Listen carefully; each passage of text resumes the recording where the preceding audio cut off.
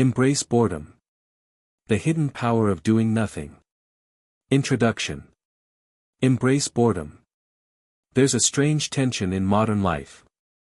We have more ways to entertain ourselves, more opportunities to connect, more information at our fingertips than any generation before us. Yet somehow, many of us feel restless, distracted, or exhausted. You may feel it now, a subtle unease that doesn't go away even when you're busy, even when you're surrounded by activity.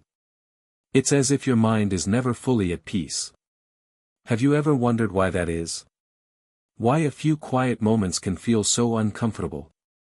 Why sitting still, doing nothing, or simply letting your thoughts wander feels unnatural? We've been taught to avoid these moments, to fill them with noise, tasks, and distractions. In our culture, boredom is often seen as a flaw, a sign of laziness or failure. But what if it isn't? What if boredom is actually one of the most important tools for your mind and your life? This book is about discovering that hidden power. It's about exploring a state that modern life has trained us to fear, and learning how to embrace it. Because when you do, something remarkable happens. Your creativity awakens. Your thoughts become clearer. Your focus deepens. You begin to notice things about yourself and the world around you that were previously invisible. Boredom has a reputation for being empty, but that emptiness is misleading. The quiet spaces between your activities, the moments where nothing is happening externally, are filled with potential. They are the mental playgrounds where new ideas emerge, where clarity grows, and where the mind repairs itself after long periods of constant input. These are not wasted moments, they are opportunities. In the chapters that follow, you'll see boredom in a new light. You'll learn why society fears it, how constant stimulation rewires your brain, and why daydreaming, stillness, and silence are essential for mental health and personal growth. You'll hear stories of people who discovered unexpected insights, breakthroughs, and creative solutions, not in moments of frantic action, but in moments of quiet reflection. Consider the way we live today. Most of our days are filled with rapid task switching. We read a headline, check a message, answer an email, scroll social media, respond to a notification, and repeat. Every minute brings new stimuli, fragmenting our attention and scattering our thoughts. Over time, this creates what psychologists call attention residue, a faint mental clutter left behind when we constantly shift focus. It's like trying to pour water into a cup that already has holes in it. You never get the full measure because your attention is constantly leaking. Boredom, in contrast, is the antidote to this scattered state. By allowing yourself moments of nothingness, you give your mind a chance to settle. You train it to stay, to focus, to wander productively. In doing so, you begin to reclaim a part of yourself that modern life has quietly taken away, the ability to be fully present with your own thoughts. Many of us have lost that skill. We've become strangers to our own minds. We avoid quiet moments because they feel uncomfortable. Thoughts bubble up, and we instinctively reach for our phones or other distractions. Yet those very thoughts are where insights, creativity, and understanding often reside. Sitting with boredom allows your mind to explore its inner landscape, connect ideas that were previously unconnected, and notice patterns that were invisible in the chaos of constant stimulation.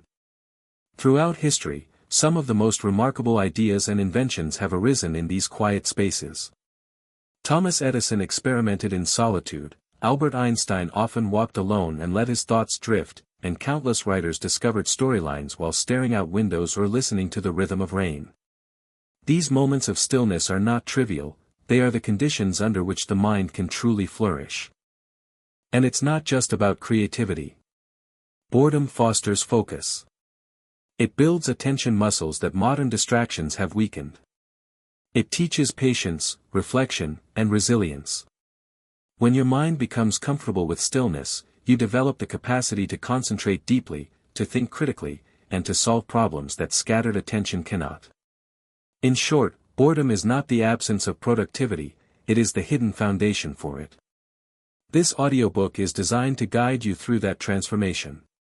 Each chapter will explore a different aspect of boredom and its benefits. You'll learn why modern society fears it, how stimulation hijacks your attention, and why slowing down is a radical act. You'll practice small exercises that let your mind wander freely, create space for reflection, and strengthen focus. You'll discover ways to reduce unnecessary noise in your life, reclaim moments of calm, and reconnect with your own thoughts in meaningful ways. By the end of this journey, boredom will no longer feel like emptiness. It will feel like opportunity. It will feel like a tool you can wield deliberately, not a problem to avoid. You will see how doing nothing, intentionally, thoughtfully, and without guilt, can unlock insights, creativity, and calm that busy, overstimulated days rarely allow. I want you to approach this audiobook with curiosity and patience. There may be moments when what you hear challenges your habits or even makes you uncomfortable. That is exactly the point. Boredom isn't always easy, because our minds have been trained to escape it. But the discomfort is temporary, and the rewards are profound. The deeper you lean into these moments, the more you will discover about your mind, your attention, and yourself. So, as you listen, I encourage you to pay attention, not just to my words, but to the spaces between them. Notice how your mind reacts. Notice the urge to reach for distraction. And notice what happens when you resist that urge. These small moments of awareness are the first steps toward reclaiming the power of boredom in your life. This is not about emptying your mind completely or achieving some unrealistic ideal of calm. It's about learning to embrace quiet, noticing what your thoughts are telling you, and creating space for clarity, creativity, and reflection. It's about doing nothing, and discovering that doing nothing is something you can't afford to ignore. The journey ahead will teach you how to slow down in a world that moves too fast, how to focus in a world that distracts constantly, and how to find richness in the very moments you once thought were empty. By embracing boredom, you'll begin to see the world, and yourself, in a new way. So take a breath. Set aside the distractions. Listen closely. And prepare to discover the hidden power of doing nothing. Because in a world that never stops, learning to embrace stillness may be the most radical, restorative, and powerful thing you can do. Chapter 1. The world that fears boredom. Picture this. You're standing in line at a grocery store. The person in front of you is slowly unloading items onto the conveyor belt: milk, bread, eggs, a jar of peanut butter. The cashier scans each item with steady patience. The line barely moves. 10 years ago, this moment would have been simple. You might have stared at the candy bars near the register. Maybe you'd glance around the store or quietly drift into your thoughts. But today, almost without thinking, your hand reaches into your pocket. You pull out your phone. Just a quick check. You scroll through messages. Then social media. Then maybe a news headline. 30 seconds later, the line moves forward and you slip the phone back into your pocket. The moment of waiting is gone. But here's the interesting part: it wasn't just a moment of waiting. It was a moment of boredom. And we eliminated it instantly. This tiny scene happens thousands of times every day, in elevators, at bus stops, during commercials, while waiting for a friend, even while walking down the street. The moment boredom appears, we destroy it. And most of the time, we don't even notice we're doing it. Modern life has quietly trained us to fear boredom. Not in an obvious way. No one ever sat us down and said, boredom is dangerous. But everything around us sends that message. Your phone offers endless entertainment. Streaming platforms release entire seasons of shows at once. Social media feeds refresh endlessly. Music, podcasts, videos, and notifications compete for your attention every second of the day. There is always something new to look at. Something new to listen to. Something new to consume. And because of that, we've lost something that used to be very normal. Empty moments. Moments when nothing happens. Moments when your mind has nowhere to go except inward. But instead of embracing those moments, we rush to fill them. Silence becomes uncomfortable. Stillness feels strange. And boredom becomes something we instinctively try to escape. Yet the strange irony is this: boredom itself isn't the problem. Our relationship with boredom is. For most of human history, boredom was simply part of life. People experienced long stretches of quiet and repetition. Farmers worked in fields for hours. Travelers walked long roads. Children spent afternoons inventing games out of nothing but sticks and imagination. In those quiet spaces, something interesting happened. The mind wandered. Ideas formed. Stories were imagined. Problems were solved slowly, sometimes without even trying. Boredom created mental breathing room. But today, that breathing room has almost disappeared. To understand why boredom now feels so uncomfortable, we need to look at how our brains respond to stimulation. Your brain is constantly seeking novelty. New information triggers the release of a chemical called dopamine, which creates a sense of reward and anticipation. When you see a notification pop up on your phone, your brain gets a tiny dopamine hit. When you scroll to a new post, another hit. When you watch the next video, another hit. This constant stream of novelty trains your brain to expect stimulation all the time. The problem is that boredom sits on the opposite side of this experience. Boredom doesn't offer quick rewards. It doesn't flood your brain with novelty. Instead, it presents something far quieter and slower. It says, nothing is happening right now. And because our brains have become used to constant stimulation, that absence of activity feels uncomfortable. Almost like an itch you want to scratch. So we scratch it. With scrolling. With music. With notifications. With endless distraction. But here's what most people don't realize. The discomfort of boredom is not a signal that something is wrong. It's actually the gateway to something important. Boredom is often the moment right before the mind begins to wander, explore, and create. But if we never stay long enough in boredom, we never reach that next stage. Think back to childhood for a moment. You might remember a long afternoon during school holidays. Nothing planned. No screens to scroll through. No constant stream of entertainment. At first, the feeling might have been familiar. I'm bored. You might have walked around the house. Looked out the window. Flopped onto the couch. But then something interesting would happen. Your imagination would kick in. You might start building something out of random objects. Inventing a game. Drawing pictures. Creating stories in your head. What started as boredom slowly transformed into creativity. Children do this naturally because they're forced to sit with boredom long enough for their imagination to take over. Adults rarely give themselves that chance anymore. Instead, we fill every gap. Driving in the car. Turn on a podcast. Cooking dinner. Play a video. Walking outside. Scroll through messages. Waiting for a friend. Check social media. The moment boredom appears, we erase it. And because of that, many people feel constantly stimulated but strangely mentally exhausted. Their brains are busy all day but rarely get the space to think deeply. It's like living in a house where every room has a television playing loudly all the time. Eventually, the noise becomes overwhelming. Your mind needs quiet rooms. Boredom is one of those rooms. There's an interesting historical story about boredom that often surprises people. Some of the greatest thinkers in history actively sought out boredom. Take Albert Einstein, for example. Many of his most famous ideas came not while he was working intensely at a desk, but while he was daydreaming, letting his mind wander through imaginary scenarios. Or consider writers who take long walks every day, deliberately stepping away from stimulation so their thoughts can roam freely. Even famous inventors have described their breakthroughs arriving during idle moments, while showering, walking, or staring out a window.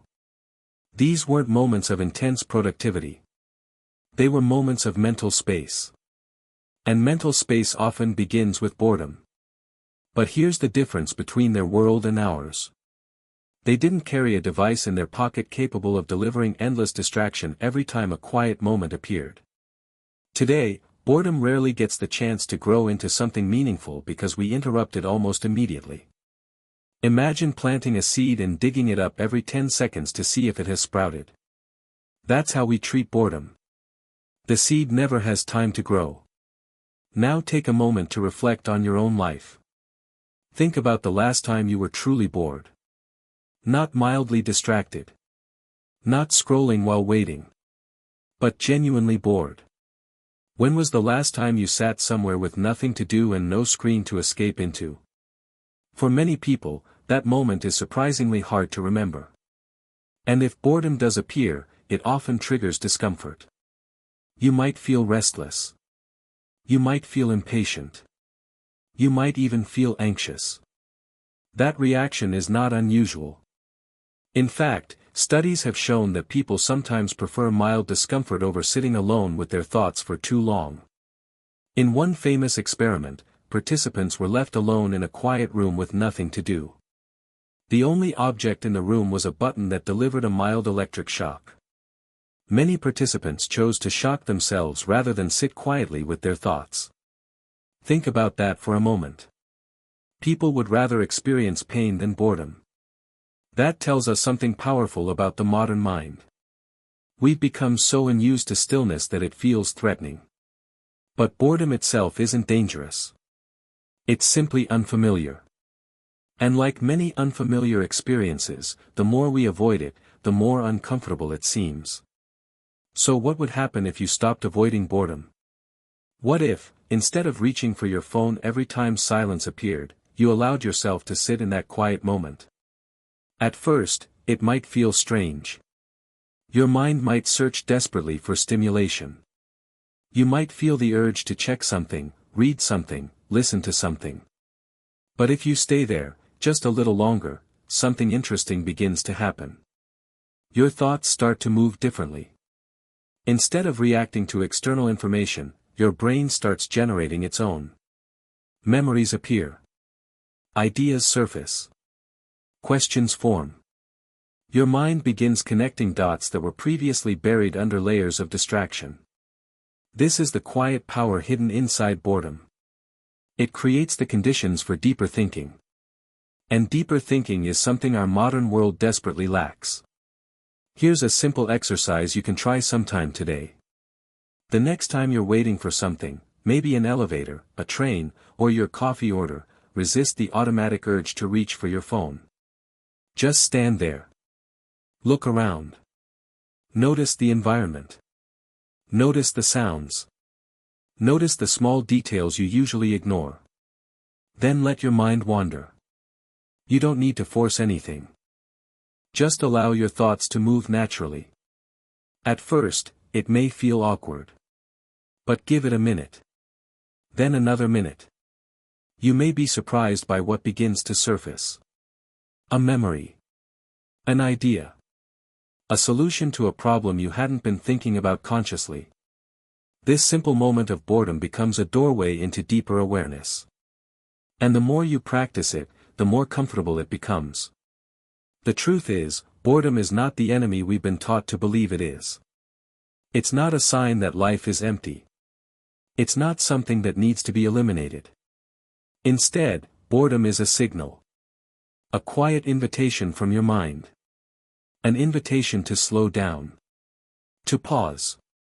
To step away from the endless stream of noise and rediscover the inner landscape of your own thoughts. In a world that constantly demands your attention, boredom is one of the few experiences that gives your attention back to you. And once you begin to see boredom this way, something shifts. Those empty moments you used to avoid start to feel different. Not like wasted time. But like open space. Space where your mind can breathe. Space where creativity can emerge. Space where deeper thinking can begin. Chapter 2. The Stimulation Trap. Imagine this moment. You wake up in the morning. Your alarm rings, and before your feet even touch the floor, your hand reaches for your phone. Just a quick check. Messages. Notifications. Maybe the weather. Maybe the news. 5 minutes later, you're still there, scrolling. You finally get up, brush your teeth, and while you're making coffee, a podcast is playing in the background. On the way to work, music fills the car. At lunch, you scroll while you eat. Later in the evening, you watch a show while also glancing at your phone. At night, you climb into bed, planning to sleep, but one more quick scroll turns into 20 minutes. Then the lights go off. And for the first time all day, the room becomes quiet. Suddenly, your mind starts racing. Thoughts appear. Worries surface. Random memories pop into your head. And the silence feels uncomfortable. So you pick up the phone again. Just one more scroll. What you may not realize is that this daily pattern is not random. It's part of something psychologists often describe as a stimulation loop, a cycle where your brain becomes so accustomed to constant input that quiet moments begin to feel unnatural. And the more stimulation you consume, the harder it becomes to tolerate boredom. Welcome to the stimulation trap. The stimulation trap doesn't look dangerous from the outside. In fact, it looks like modern life. Music during your commute. Videos during meals. Notifications lighting up your screen. News updates, podcasts, games, streaming shows, social media feeds. All of it feels normal. Even productive. After all, information is useful. Entertainment is enjoyable. Technology connects us with the world. But the trap isn't the technology itself. The trap is never turning it off. Human brains were never designed to process stimulation every waking moment. For most of human history, stimulation came in waves. There were moments of activity, hunting, conversation, work. And then there were long stretches of quiet. Walking through forests. Watching the horizon. Waiting. Those slower periods allowed the brain to reset. Thoughts settled. Emotions balanced out. Creativity surfaced. But today, many people live in a state of near constant stimulation. From the moment they wake up to the moment they fall asleep, their attention is pulled in dozens of directions. And the brain quietly adapts to this environment. It learns to expect constant input. When that input disappears, even briefly, the brain reacts with discomfort. That discomfort is what we often label as boredom. But boredom in this case isn't the problem. It's the withdrawal symptom of a brain that has become addicted to stimulation. To understand this better, let's talk about dopamine. Dopamine is often called the brain's reward chemical, but that description isn't quite accurate. Dopamine doesn't just make you feel good. It motivates you to seek something. Every time you encounter something new or interesting, an exciting video, a funny post, a surprising notification, your brain releases a small burst of dopamine. That burst encourages you to keep exploring. To keep scrolling. To keep looking for the next interesting thing. Social media platforms, video apps, and news feeds are designed to take advantage of this system. Each swipe promises something new. A funny video. A shocking headline. A photo from a friend. Your brain never knows what will appear next. And that unpredictability makes the experience even more stimulating. It's the same psychological mechanism that keeps people pulling the lever on slot machines. You never know when the next reward will appear. So you keep going. The problem is that when your brain receives constant dopamine spikes throughout the day, your baseline level of stimulation changes. Quiet moments start to feel dull by comparison. Ordinary life begins to feel slow. And boredom appears much faster. Not because life is less interesting, but because your brain has been conditioned to expect constant excitement. You can see this stimulation trap everywhere. Look at a typical waiting room. 10 or 15 years ago, people might have looked around the room. Maybe glanced at a magazine. Maybe simply sat there. Now, nearly everyone is staring at a screen. The moment waiting appears, stimulation fills the gap. Or think about a family dinner. In the past, there might have been pauses in the conversation. Moments of quiet. People reflecting or simply enjoying the atmosphere. Today, even during dinner, phones sometimes appear on the table. A quick check. Then another. Even entertainment has changed. Not long ago, people watched one television show at a time, once a week. Now entire seasons are available instantly. One episode becomes 3. 3 becomes 5. The brain becomes used to this fast rhythm of stimulation. And once that rhythm becomes normal, slowing down feels strangely uncomfortable. It's like stepping off a moving treadmill.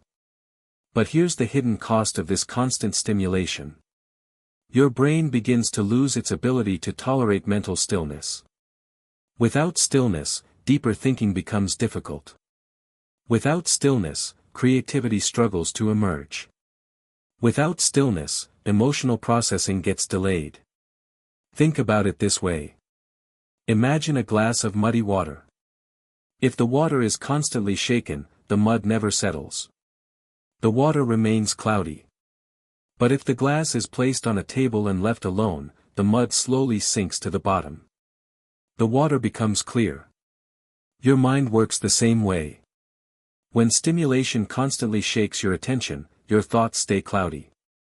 But when you allow moments of boredom, moments where nothing happens, your mental sediment begins to settle. Clarity emerges. Ideas appear. Insights form. The stimulation trap keeps the glass shaking. Boredom allows the water to clear. There's a story about a young designer named Maya. Maya worked at a fast-paced creative agency. Her job required coming up with fresh ideas for advertising campaigns. But over time, she noticed something strange. The more connected she became, the more podcasts she listened to, the more social media she consumed, the more videos she watched, the harder it became to think creatively. Her mind felt crowded. She was constantly absorbing other people's ideas, but struggling to generate her own. One day, during a vacation in a remote area with poor internet access, something unexpected happened. With no signal, no streaming, and no constant updates, she suddenly had long stretches of quiet time. At first, it felt uncomfortable. She reached for her phone again and again. But after a few days, something shifted. Her mind slowed down. Ideas started forming again. Random thoughts connected in new ways. By the end of the trip, she had filled an entire notebook with creative concepts. Later, she realized something powerful. Her creativity hadn't disappeared.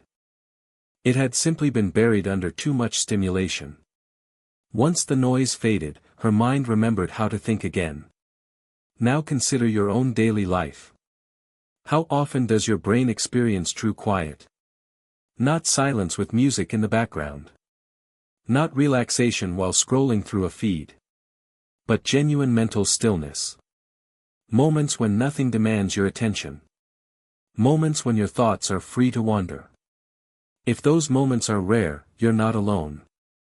Many people today experience stimulation from the moment they wake up until the moment they sleep. And the longer this pattern continues, the harder it becomes to slow down. But here's the good news. Your brain is incredibly adaptable. Just as it can become accustomed to constant stimulation, it can also relearn how to enjoy stillness.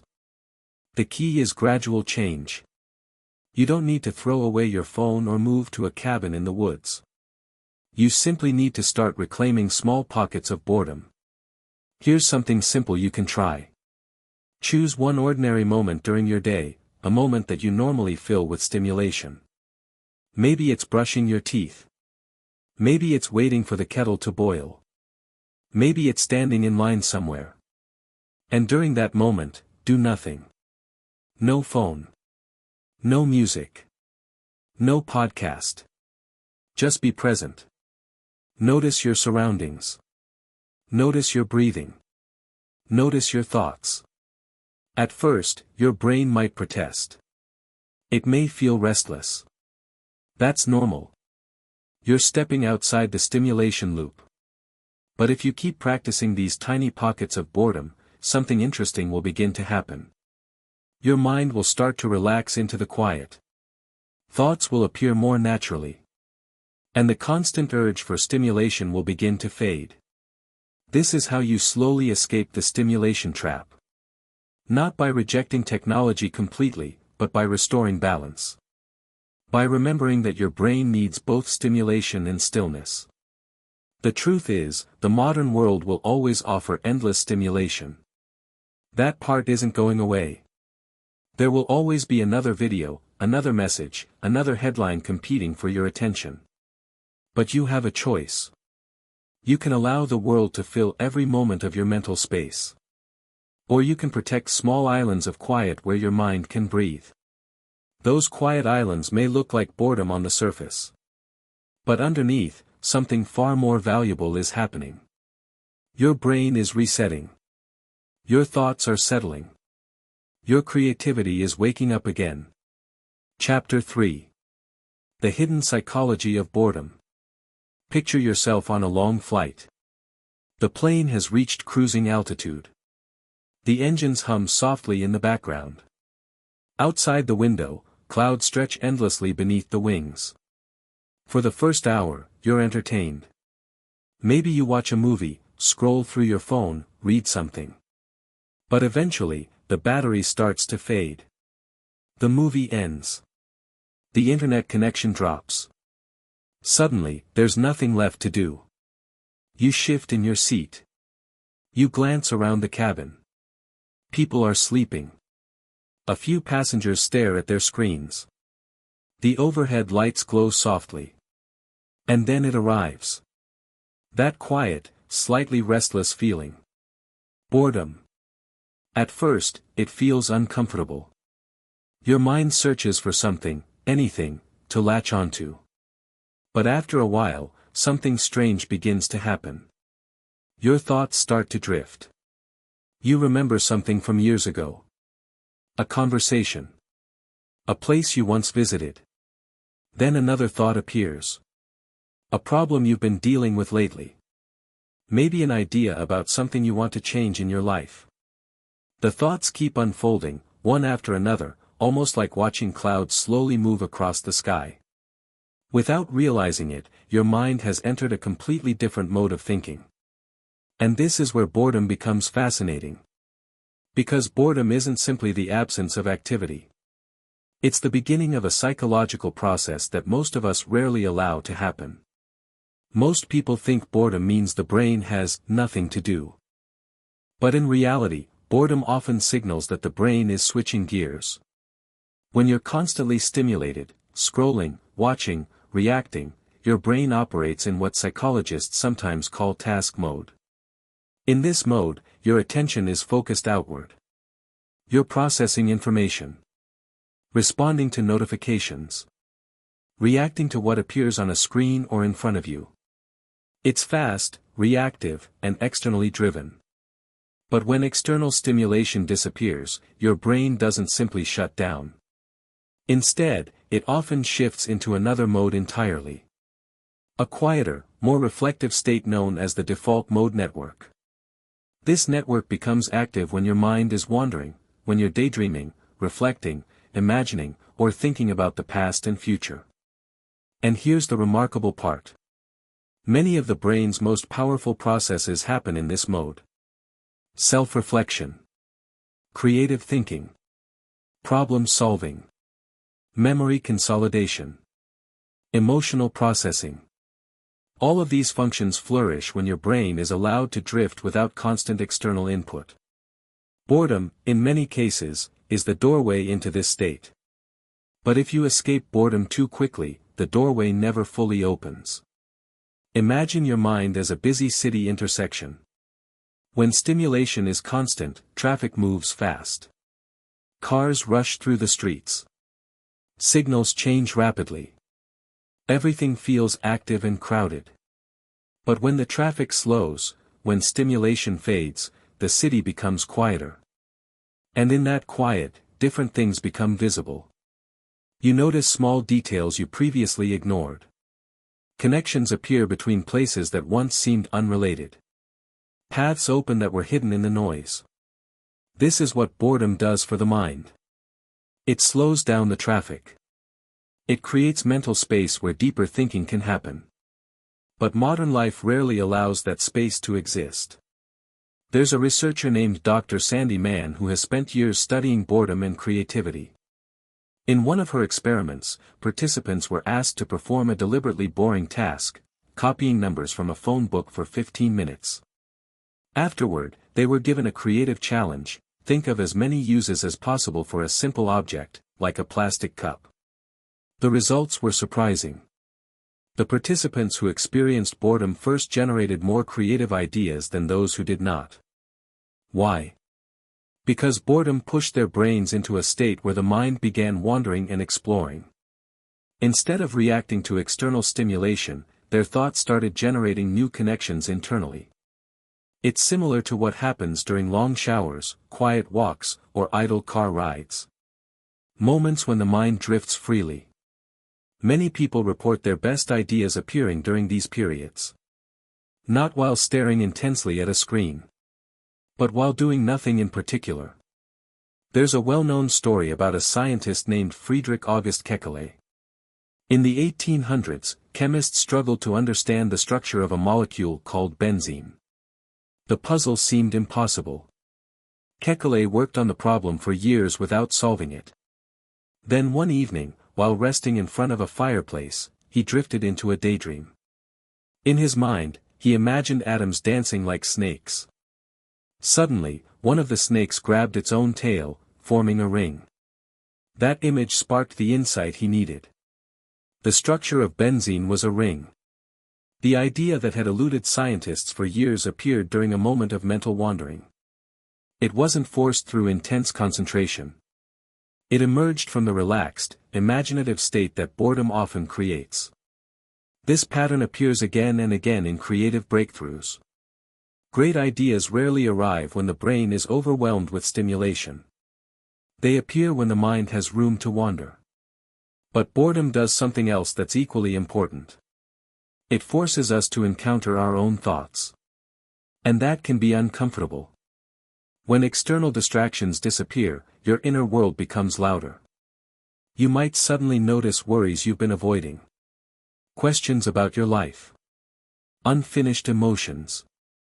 Many people instinctively escape boredom because they don't want to face those thoughts. But avoiding those thoughts doesn't make them disappear. It simply delays them. Boredom, in a strange way, invites us to reconnect with ourselves. To check in with the deeper layers of our minds. And while that can feel uneasy at first, it often leads to clarity. Because the thoughts we avoid are sometimes the ones we most need to explore. Think about the last time you had a long, quiet walk without your phone. At first, your mind may have jumped around randomly. But after a while, your thoughts likely settled into something deeper. You might have reflected on your goals. Replayed conversations. Imagined possibilities for the future. These kinds of reflections rarely happen when your attention is constantly pulled outward. They require time. They require quiet. They require boredom. Now consider your own relationship with boredom. When boredom appears, how quickly do you try to escape it? Do you reach for your phone? Turn on music? Open another tab? Most of us do. It's automatic. But what if boredom isn't something to escape? What if it's a signal that your brain is about to enter one of its most powerful modes of thinking? What if those restless moments are actually the starting point of creativity and self-understanding? These questions are worth sitting with. Because the way you respond to boredom shapes the way your mind works. If you want to begin unlocking the psychological power of boredom, the process doesn't require dramatic change. It simply requires allowing boredom to last a little longer. The next time you notice that restless feeling appear, pause before reacting. Instead of immediately reaching for stimulation, observe what your mind is doing. Watch your thoughts. Let them drift. Notice the random associations forming. Notice the memories appearing. You may find your mind moving in unexpected directions. At first, it may feel messy. Thoughts jumping from one idea to another. But gradually, patterns begin to emerge. Insights surface. Questions become clearer. The mind begins doing something remarkable, thinking freely. This is a mental skill that many people have forgotten how to use. But it can be rediscovered. One quiet moment at a time. Here's a simple practice you can try. Set aside 10 minutes today where you intentionally do nothing. No phone. No music. No reading. Just sit somewhere comfortable. Look out a window if you like. Let your mind wander naturally. You're not trying to meditate or control your thoughts. You're simply giving your brain permission to drift. At first, boredom will likely appear. But if you stay with it, the boredom will slowly transform into something else. Curiosity. Reflection. Ideas. And the more often you create space for these moments, the easier it becomes for your mind to access them. Boredom, it turns out, isn't empty. It's fertile ground. It's the quiet soil where creativity, insight, and self-awareness begin to grow. But like any seed, these processes need time and space to develop. When we constantly interrupt boredom with stimulation, we uproot those seeds before they have a chance to grow. Learning to tolerate boredom, even welcome it, is like giving your mind a chance to breathe again. To think deeply again. To reconnect with its natural rhythms. Chapter 4. When the mind finally slows down. Imagine you're walking through a quiet park early in the morning. The air is cool. The world hasn't fully woken up yet. The path stretches ahead of you, lined with tall trees that sway gently in the breeze. At first, your mind is busy.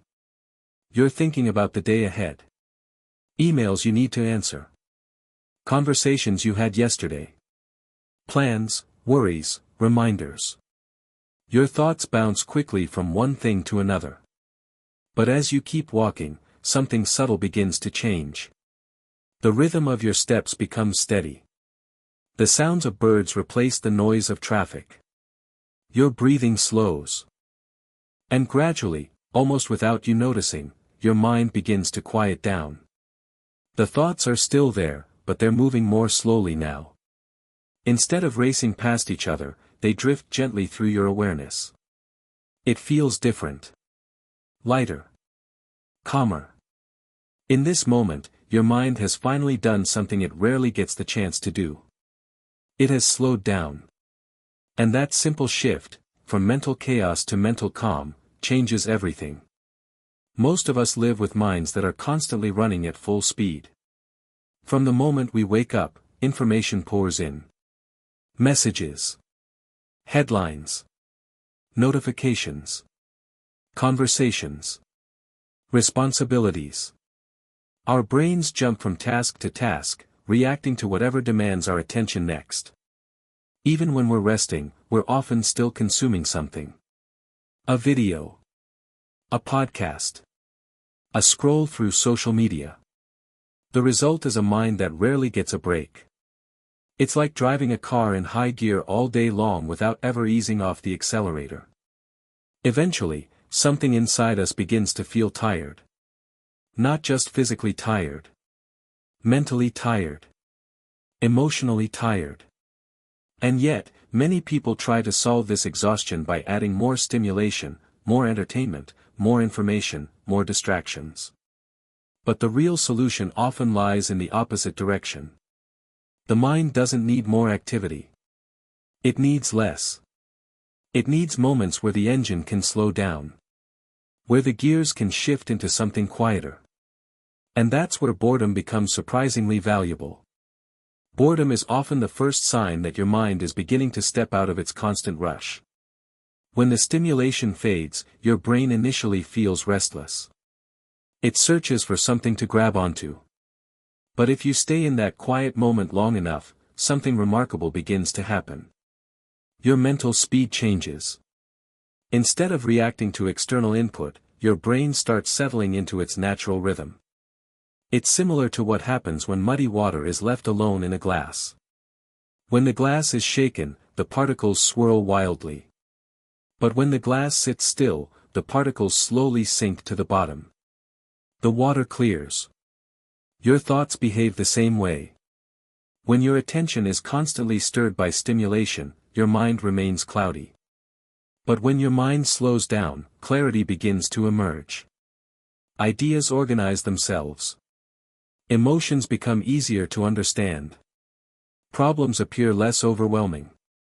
This is one of the hidden benefits of boredom. It creates the conditions where mental clarity can form. There's a reason why many people report their clearest thinking during quiet activities. Showering. Walking. Driving on a long road. Staring out a train window. These are moments when the brain isn't overloaded with information. The mind is allowed to drift at a slower pace. Psychologists sometimes call this cognitive rest, a state where the brain remains active, but without intense pressure or stimulation. In this state, the brain begins processing things that were previously pushed aside. Memories. Emotions. Unfinished thoughts. Imagine your mind as a cluttered desk. Throughout the day, papers are thrown onto the surface. Tasks, messages, responsibilities pile up.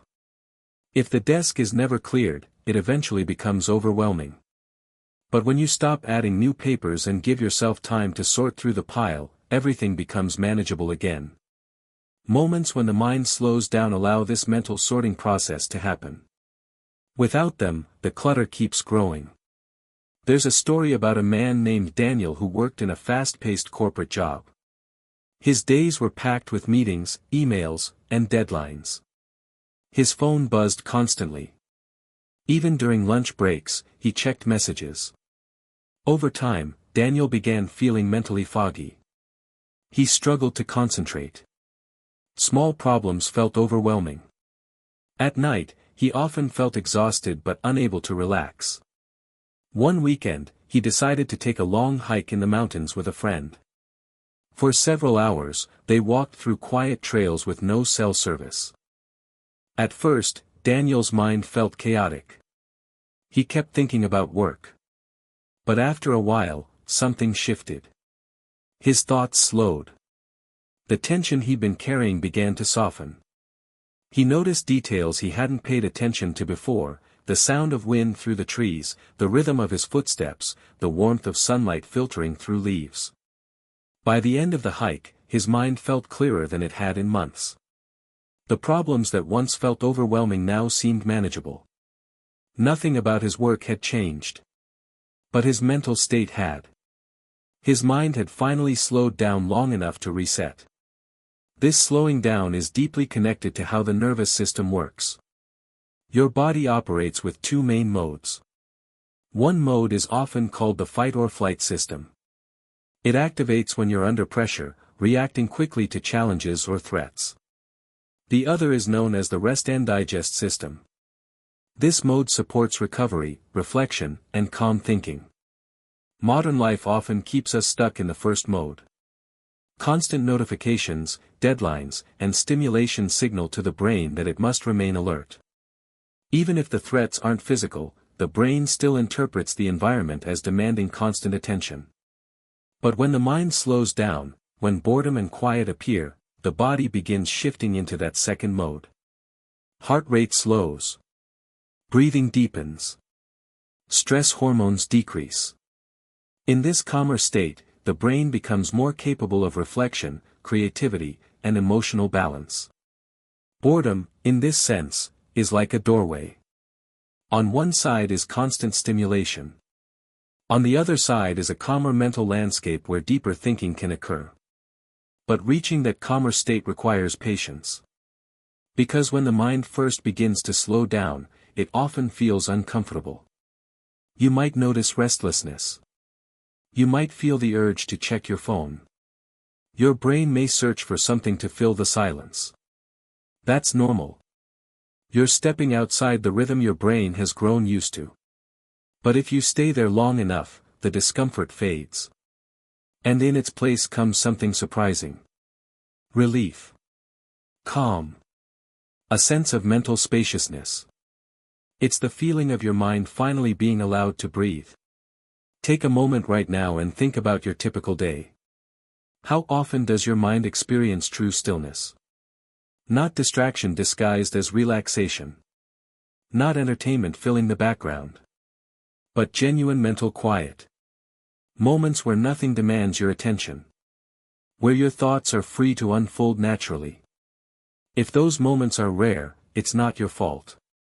The modern world is built to capture your attention. But the more we allow every quiet moment to be filled with stimulation, the harder it becomes for our minds to slow down. And without that slowing down, deeper thinking struggles to happen. Fortunately, slowing the mind doesn't require drastic changes. It begins with small choices. For example, you might try taking a short walk without headphones. Just you and the environment around you. At first, your thoughts might feel chaotic. But after a few minutes, your mental rhythm will begin to shift. Or you might sit near a window for 10 minutes without any distractions. Watch the world outside. Let your mind wander naturally. You're not trying to solve problems or reach insights. You're simply allowing your brain to settle. Another simple practice is what some people call micropauses. Throughout the day, take brief moments where you stop everything for 30 seconds. No screens. No tasks. Just breathe and notice the present moment. These pauses may seem small, but they give your nervous system a chance to reset. And the more you practice them, the easier it becomes for your mind to slow down. When the mind slows down, something beautiful often emerges. You begin to notice your own thoughts more clearly. Instead of being swept along by a current of stimulation, you become an observer of your inner world. You see patterns in your thinking. You understand your emotions more deeply. And sometimes, you discover ideas that were hidden beneath the noise. This is one of the quiet gifts of boredom. It creates a space where your mind can return to its natural pace. Not the rushed pace of modern life. But the slower rhythm that allows clarity and creativity to grow. Chapter 5. Creativity lives in empty space. It's late evening. The house is quiet. You've been trying to solve a problem all day. Maybe it's something at work. Maybe it's a creative project. Maybe it's a personal decision you've been wrestling with for weeks.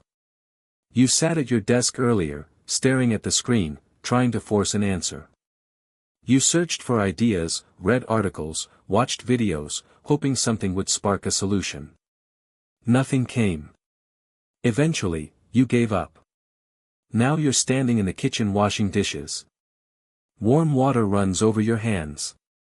The repetitive motion is simple and automatic. And then, suddenly, it happens. Out of nowhere, an idea appears. Clear. Elegant. Obvious. You pause mid-rinse and think, why didn't I think of this earlier? This strange moment, when the solution appears far away from the place where you were trying to find it, is something almost everyone has experienced. It happens in the shower. On a quiet walk. While staring out of a window. While doing something simple and repetitive. The question is, why? Why do our best ideas appear when we stop trying so hard to think? The answer lies in something that modern life rarely gives us enough of. Empty space. Creativity is often misunderstood. Many people imagine creativity as something that happens through intense effort, sitting at a desk, pushing your brain harder and harder until inspiration finally appears. And sometimes effort does help. Focus and discipline certainly matter. But creativity doesn't thrive under constant pressure. In fact, many of the most creative insights appear when the mind is relaxed, wandering, and free from immediate demands. Think of creativity like planting seeds. You can prepare the soil. You can water the ground. But you cannot force the seed to grow by staring at it. Growth happens in its own time. And creativity works the same way. Ideas often form quietly beneath the surface of your conscious thinking. They need space. They need time. They need moments when your mind isn't being bombarded with stimulation. Boredom creates that space. It clears the mental field where new ideas can take root. When your mind is constantly occupied, scrolling, reacting, consuming information, your brain remains in a reactive state. It's focused on processing the outside world. But creativity requires a different kind of thinking. It requires the brain to connect ideas that don't normally belong together. A memory from years ago might combine with a recent conversation. A random observation might merge with an old problem you've been trying to solve. These unusual connections are the raw material of creativity. And they happen most easily when the mind is wandering.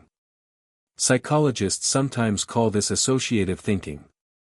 It's the brain's ability to jump freely between ideas, linking things that appear unrelated. But associative thinking struggles to happen when your attention is locked onto a screen or a fast-moving stream of information. The brain needs mental breathing room to make those unexpected connections. And boredom provides exactly that. There's a reason why so many creative breakthroughs occur in ordinary, quiet moments. The famous composer Wolfgang Amadeus Mozart once described how musical ideas would arrive when he was relaxed, during walks or moments of quiet reflection. The writer J.K. Rowling famously conceived the idea for a young wizard named Harry Potter while sitting on a delayed train, staring out the window with nothing else to do. The scientist Isaac Newton reportedly began thinking about gravity while sitting quietly in an orchard, watching an apple fall from a tree. These moments share something important. They weren't filled with stimulation. They weren't crowded with distractions. They were quiet. They were slow. They were, in a sense, slightly boring. And in that boredom, the mind was free to wander. Free to imagine. Free to notice connections that might otherwise remain hidden. But here's the challenge for many people today. Our lives are filled with constant input. The moment a quiet space appears, we often rush to fill it. Waiting for a train. Check your phone. Standing in line. Scroll through messages. Riding in the car. Turn on a podcast. These habits may seem harmless. But over time, they remove the very spaces where creativity tends to appear. It's like constantly planting new crops without ever leaving the field fallow. Eventually, the soil becomes exhausted. The mind needs moments of emptiness to regenerate. Without them, our thinking becomes repetitive and predictable. We recycle the same ideas instead of discovering new ones. There's an interesting experiment that demonstrates this. Researchers asked participants to perform a simple, mildly boring task, like sorting objects or copying numbers. Afterward, they were given a creative challenge. Once again, the results were surprising. The people who had experienced boredom first generated more creative ideas. Why? Because boredom had pushed their minds into a wandering state. Their thoughts had started drifting, exploring unusual connections. By the time they reached the creative challenge, their brains were already in a more imaginative mode. This suggests something important. Boredom doesn't block creativity. It prepares the brain for it. Think of your mind like a snow globe. When it's constantly shaken, by notifications, information, stimulation, the snow swirls wildly. Everything looks cloudy and chaotic. But when you place the globe on a table and leave it alone, the snow slowly settles. The scene inside becomes clear. Creativity often emerges during that settling process. When the mental noise fades, subtle patterns become visible. Ideas that were buried under layers of distraction finally rise to the surface. Let's return to everyday life for a moment. Have you ever noticed how children play when they're bored? At first, they complain. I'm bored. But if no one rushes to entertain them, something interesting happens. They start inventing games. Turning cardboard boxes into castles. Creating imaginary worlds. Building stories out of simple objects. Boredom pushes their imagination into motion. Children haven't yet learned to escape boredom instantly. So their creativity fills the empty space. Adults, on the other hand, often escape boredom before imagination has the chance to awaken. We interrupt the process. We reach for stimulation before creativity can step in. Take a moment to think about your own life. When do your best ideas usually appear? Is it while you're scrolling through social media? Or while you're taking a shower? Is it during a noisy meeting? Or during a quiet walk? For many people, the answer is clear. Ideas appear during moments when the mind is relaxed and slightly idle. Moments when you're not actively trying to think. This isn't a coincidence. It's how the brain works. If you want to unlock more creativity in your life, the solution isn't necessarily more effort. It's more empty space. That might sound strange in a world that celebrates constant productivity. But creativity rarely grows in crowded mental environments. It needs silence. It needs boredom. It needs time where the mind can wander freely without being pulled in 100 directions. And the good news is that you can create these spaces intentionally. One simple way to start is by reclaiming small moments during your day. For example, try taking a short walk without bringing your phone. Not to exercise. Not to listen to something. Just to walk. Let your thoughts drift. Another practice is to allow small pockets of boredom during routine activities. When you're washing dishes. Waiting for coffee. Sitting on a bus. Instead of reaching for your phone, let your mind roam. You may feel restless at first. That's normal. Your brain is adjusting to the absence of stimulation. But if you stay there long enough, the wandering begins. And with wandering comes possibility. Another powerful habit is keeping a small notebook nearby. Many creative ideas arrive suddenly and unexpectedly. Writing them down gives those fragile ideas a place to grow. Over time, you may notice something remarkable. The more space you give your mind, the more ideas it produces. Creativity begins to flow more naturally. Not because you forced it, but because you made room for it. There's a quiet truth hidden inside this chapter. Creativity is not just a talent. It's a mental environment. When your mind is crowded with constant input, creativity struggles to breathe. But when there is space, real, genuine space, your imagination begins to wake up. The ideas were always there. They were simply waiting for silence. Waiting for boredom. Waiting for the moment when the noise finally faded. Chapter 6. The Lost Art of Daydreaming. Picture a quiet afternoon from childhood. You're sitting in a classroom near the window. The teacher is speaking at the front of the room, but your attention has drifted somewhere else. Outside, clouds move slowly across the sky. You begin imagining shapes in them. A dragon. A ship. Maybe a giant floating castle. Your thoughts wander further. You imagine adventures, places you've never seen, stories that exist only inside your mind. Suddenly you hear your name. Are you paying attention? You blink and return to the room. You were daydreaming. And if you were like most children, you probably heard something like this more than once. Stop daydreaming. Focus. Pay attention. Somewhere along the way, many of us learned that daydreaming was a problem. Something unproductive. Something childish. Something to avoid.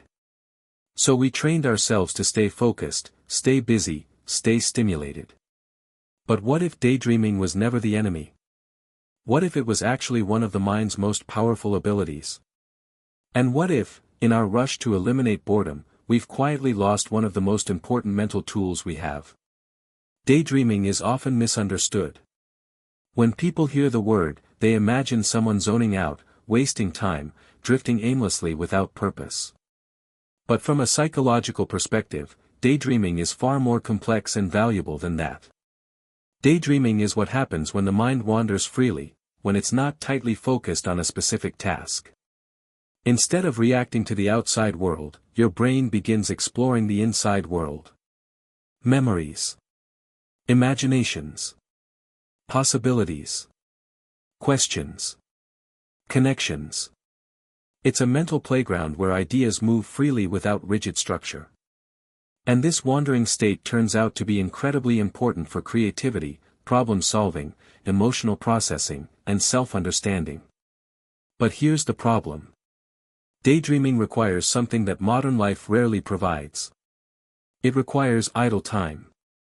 Moments when the brain isn't occupied with constant stimulation. Moments when boredom has the chance to appear. Think about how often your mind gets the chance to wander today. When you're walking somewhere, are you simply walking? Or are you listening to something? When you're waiting in line, are you just standing there? Or are you scrolling through your phone? When you're sitting quietly for a moment, does your mind drift naturally? Or does a screen immediately fill the space? These small moments used to be the natural habitat of daydreaming. Standing at a bus stop. Looking out a train window. Walking down a quiet street. Your mind would drift automatically. It wasn't forced. It wasn't scheduled. It just happened. But today, those moments are often filled with stimulation. Music, videos, messages, endless streams of information. And as those quiet spaces disappear, so does the opportunity for daydreaming. And the findings are fascinating.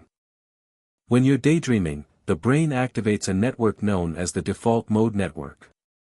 This network links several areas of the brain responsible for memory, imagination, and self-reflection.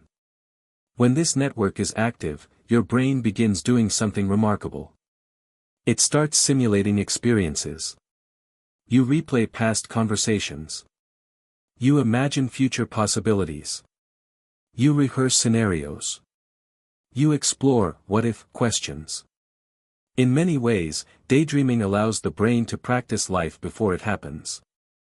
It's like running mental simulations.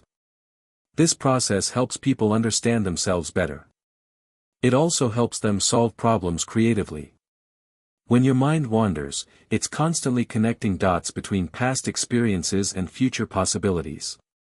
That's why daydreaming often leads to insights that structured thinking misses. There's an interesting story about a man named Elias Howe. In the 1800s, Howe was trying to invent a machine that could sew fabric automatically. For years, he struggled with the design. One problem kept blocking his progress: where to place the eye of the needle. Traditional sewing needles had the eye at the back. But that design wouldn't work for a machine. Howe spent months trying to solve the puzzle without success. Then one night he had a strange dream.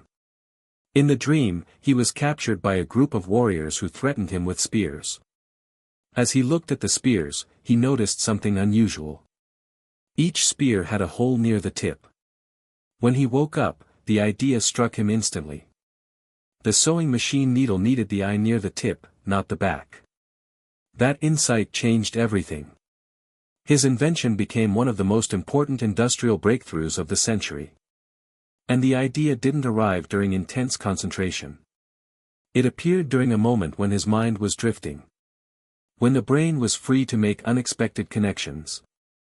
Stories like this are surprisingly common. Writers discover story ideas while staring out windows. Scientists imagine solutions while taking long walks. Entrepreneurs think of new business ideas during quiet drives. Daydreaming creates the mental freedom where these ideas can form. But if the mind is constantly occupied with external stimulation, those wandering connections never get the chance to develop. It's like trying to hear a whisper in a crowded room. The noise drowns it out. Daydreaming requires quiet. It requires boredom. It requires space. Children naturally understand this. Give a child a quiet afternoon with nothing to do, and their imagination quickly comes alive. They invent characters, stories, adventures. They build worlds inside their minds. Daydreaming is their playground. But adults often lose that ability. Not because the brain stops working that way, but because we stop allowing it. Instead of letting the mind wander, we keep it constantly occupied. And over time, the habit of daydreaming fades. But here's the encouraging part. Daydreaming isn't lost forever. It's simply waiting for the right conditions to return. Take a moment now and think about the last time your mind wandered freely. Not when you were distracted by a screen.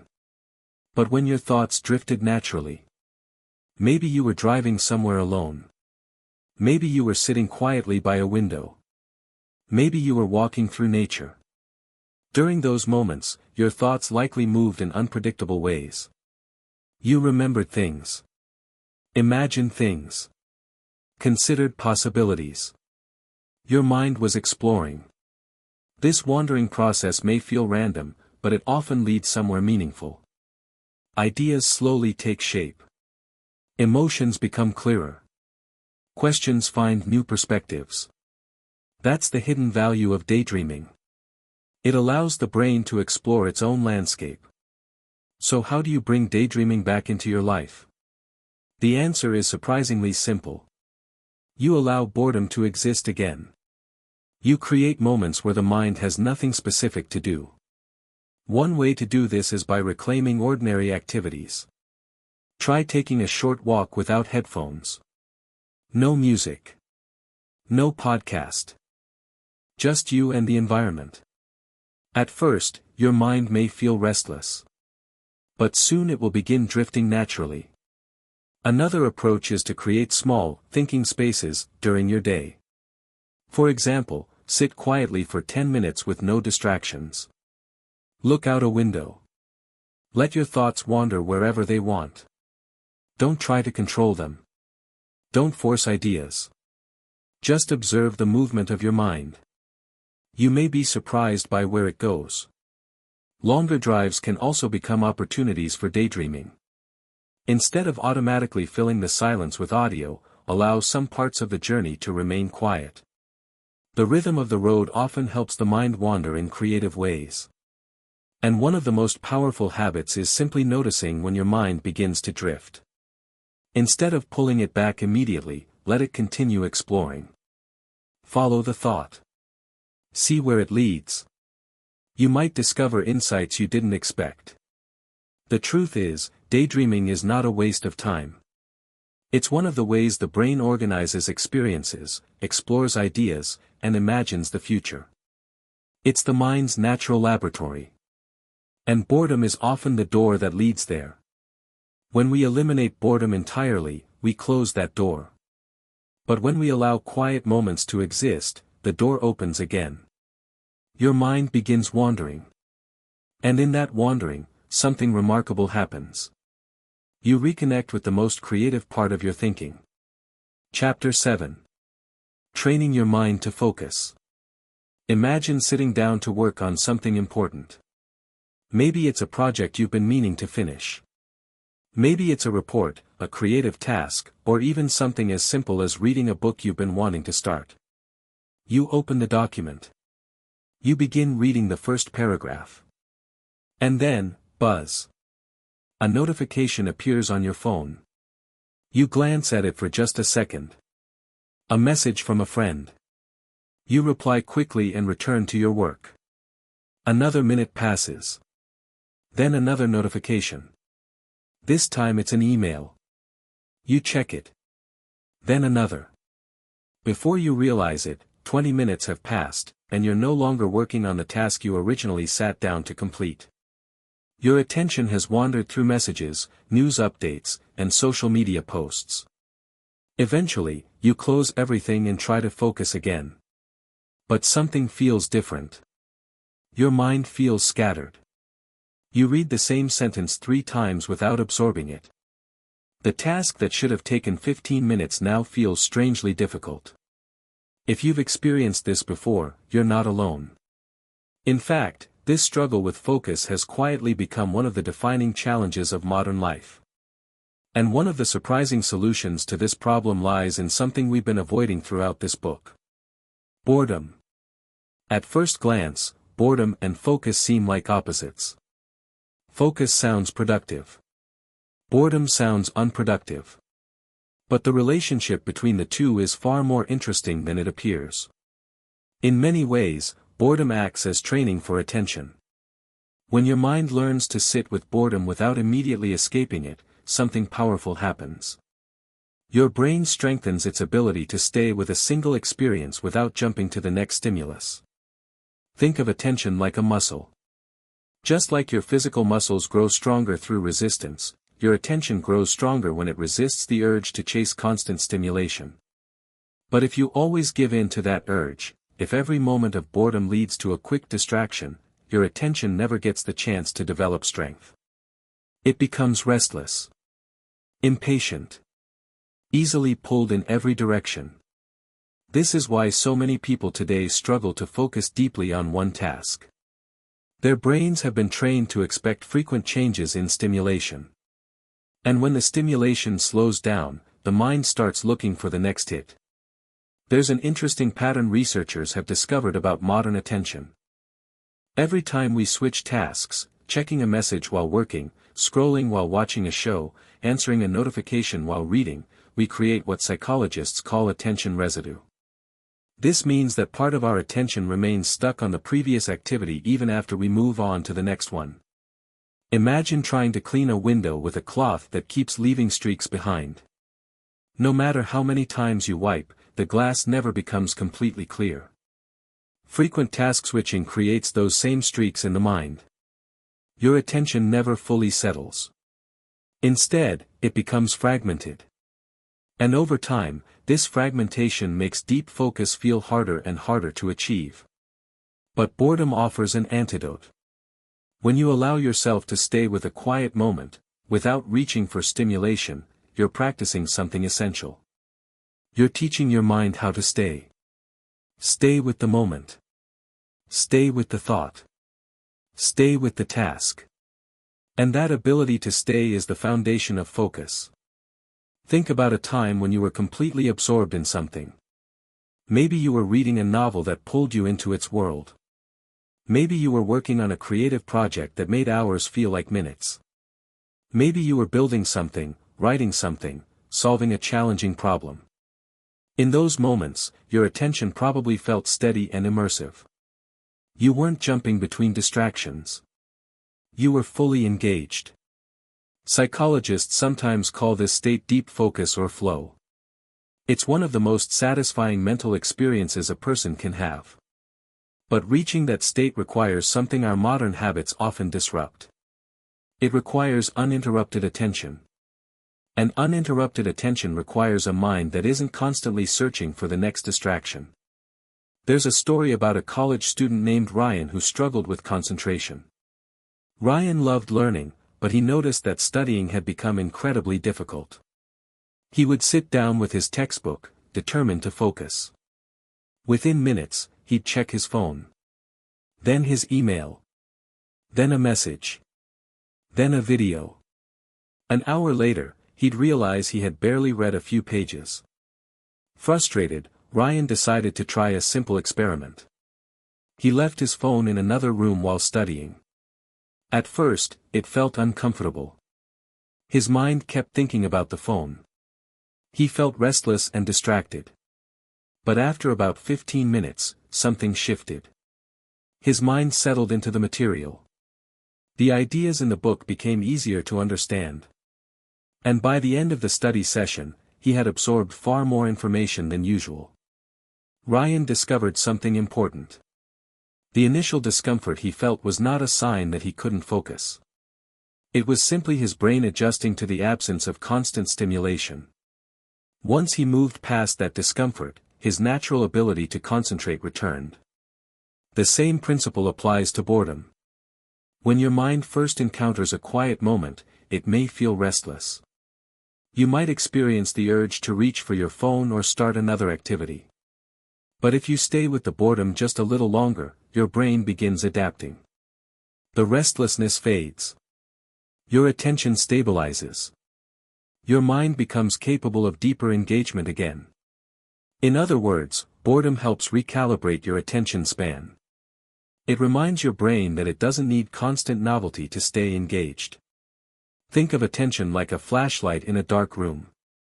If the flashlight keeps flickering rapidly from object to object, you never see anything clearly. But if the beam rests on one spot long enough, details begin to appear. Shapes become visible. Connections emerge. Deep focus works the same way. It reveals insights that scattered attention cannot see. And boredom is one of the ways we train our minds to hold the flashlight steady. Now take a moment to reflect on your own habits. How often do you switch between tasks during the day? Do you check messages while working? Scroll while watching something? Jump between multiple tabs while trying to focus? Most people do. And again, this isn't a personal failure. It's the environment we live in. The modern world constantly invites our attention to move. But every time we resist that invitation, even briefly, we strengthen our ability to focus. And boredom is one of the best opportunities to practice that resistance. So how can you begin training your mind to focus again? The first step is surprisingly simple. Start allowing small pockets of boredom during your day. For example, when you're waiting for something, resist the urge to reach for your phone. Stay with the moment. Notice the environment around you. Your mind might protest at first. But that's part of the training. Another practice is working in short, uninterrupted periods. Set a timer for 20 or 30 minutes and focus on a single task. During that time, eliminate distractions. No phone. No switching tabs. No quick checks. At first, it may feel challenging. But as you repeat this process, your attention begins adapting. Your brain relearns how to stay with one activity long enough to enter deeper levels of concentration. Another helpful habit is creating distraction-free spaces. A desk without your phone. A quiet corner for reading. A place where your brain begins associating the environment with focused thinking. Over time, these small adjustments strengthen your mental endurance. Focus becomes less of a struggle and more of a natural rhythm. There's a quiet irony in all of this. Many people believe boredom weakens productivity. But the opposite is often true. Boredom builds the mental discipline that makes deep focus possible. It's like training for a marathon. The slow, steady practice prepares you for the moments that demand endurance. Without that training, your attention becomes fragile. But with it, your mind becomes capable of sustained, meaningful work. In a world overflowing with distractions, the ability to focus deeply has become a rare and valuable skill. And one of the simplest ways to develop that skill is by learning to sit comfortably with boredom. To stay in the quiet moment instead of escaping it. To allow your mind to remain present without chasing the next stimulus. When you practice this, something powerful happens. Your attention grows stronger. Your thoughts grow clearer. And your work becomes more meaningful. Chapter 8. Learning to be alone with your thoughts. Imagine this moment. You've just turned off the lights for the night. The room is quiet. Your phone is on the bedside table, the screen finally dark after a long day. You lie there, staring at the ceiling. For the first time all day, nothing is happening. No notifications. No conversations. No tasks demanding your attention. Just silence. And then, slowly, your thoughts begin to appear. You remember something you said earlier in the day. A conversation that didn't go quite the way you wanted. A decision you've been postponing. A question about where your life is heading. One thought leads to another. Sometimes the thoughts are helpful. Sometimes they feel uncomfortable. And after a few minutes, many people feel a familiar urge. The urge to escape. To pick up the phone again. To scroll just a little longer. To fill the silence with something, anything, so the thoughts fade back into the background. This moment reveals something important about the modern mind. Many of us have become strangers to our own thoughts. For most of human history, people spent large portions of their lives alone with their minds. Walking long distances. Working quietly.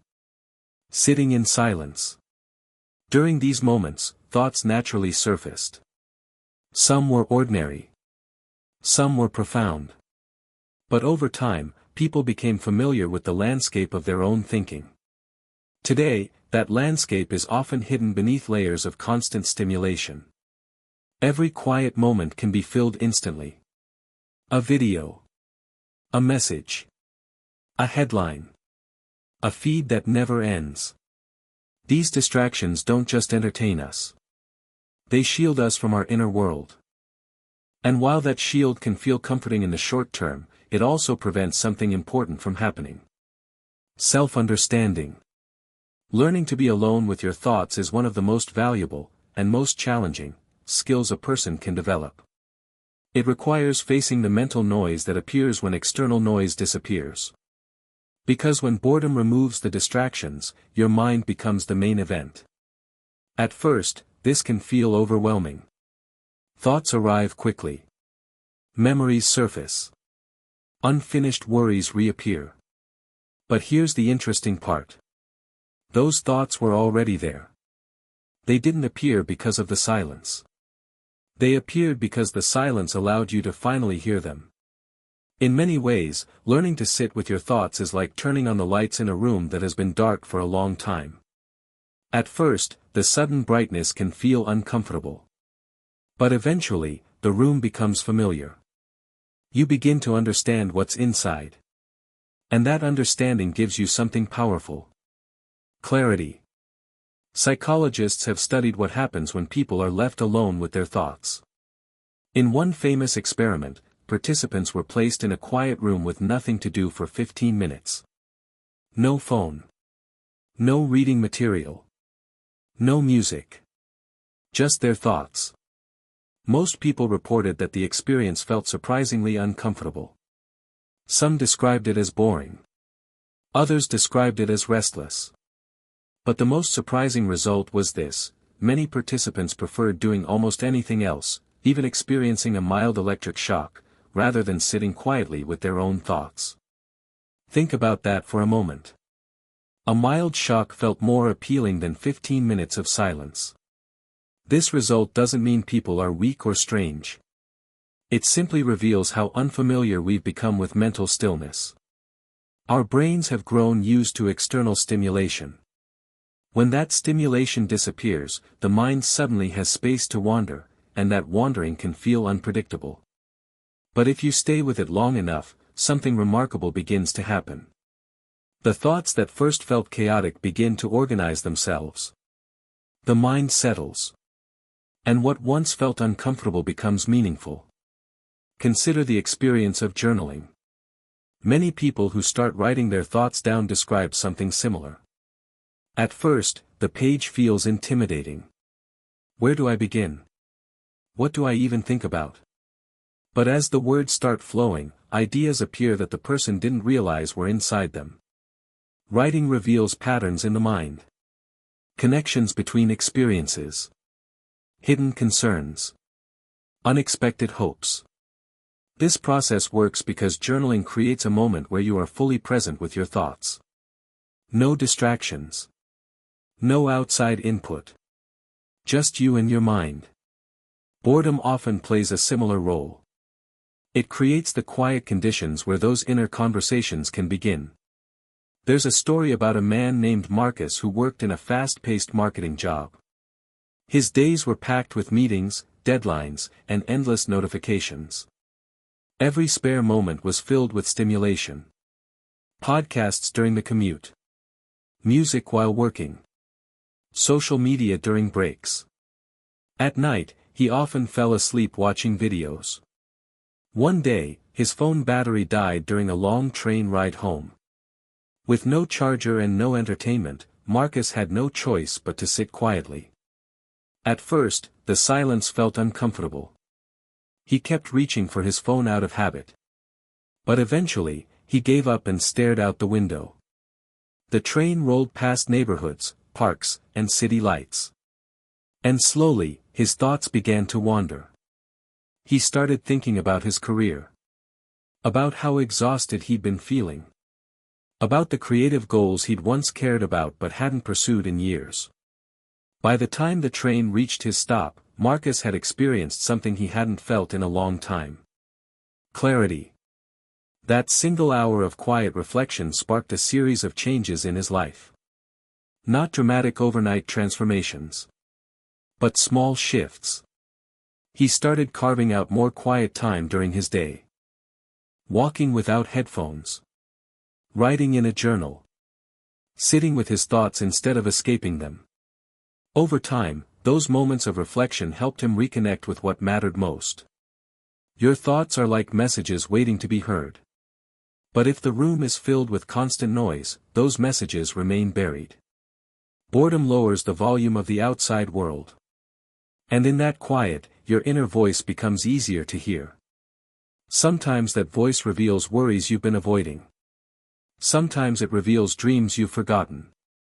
Sometimes it simply offers perspective on the events of your day. The more you allow yourself to sit with your thoughts, the more familiar they become. Instead of feeling chaotic or overwhelming, they start forming a coherent story. Your story. Take a moment to reflect on this question. How comfortable are you with your own thoughts? If you were asked to sit quietly for 15 minutes with no distractions, how would that feel? Would it feel peaceful? Restless? Uncomfortable? Curious? There's no right or wrong answer. But noticing your reaction can tell you a lot about your relationship with your inner world. Many people discover that they've spent years avoiding their thoughts without realizing it. Not because they wanted to, but because modern life made it so easy. The constant flow of stimulation gave them a convenient escape. But the deeper parts of the mind were still waiting for attention. If you want to become more comfortable with your thoughts, the key is to start gently. You don't need to sit alone for hours in silence. Just begin with small moments. For example, try spending 5 minutes each day sitting quietly with no distractions. Not meditating in a strict sense. Just observing your thoughts as they appear. Another simple practice is journaling. Write whatever comes to mind for 10 minutes. Don't worry about grammar or structure. Let your thoughts flow freely. This practice often reveals insights that remain hidden during the busyness of daily life. You might also try walking without audio for short periods. Allow your mind to wander naturally. Notice the ideas and memories that appear. These small habits create space for your inner voice to become clearer. And the more you listen, the more familiar it becomes. There's a quiet strength that comes from being comfortable with your own mind. When you know your thoughts well, they no longer feel intimidating. They become tools. Guides. Sources of understanding. Boredom helps create the conditions where that relationship can develop. It strips away the noise. It leaves you alone with yourself. And in that solitude, something important begins to grow. Self-awareness. Chapter 9. Designing a life with less noise. Picture this. It's early morning. The sun is just beginning to rise, and the light gently spills through your window. For a moment, the world feels calm. Quiet. Peaceful. Then the day begins.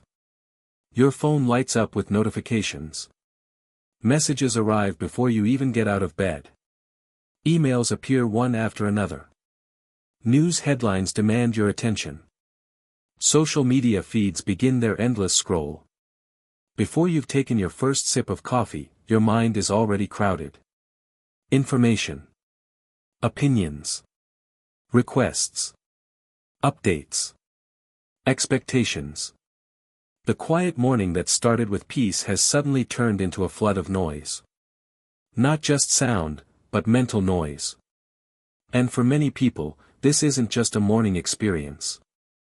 It's the rhythm of the entire day. A constant stream of input, pulling your attention in dozens of directions.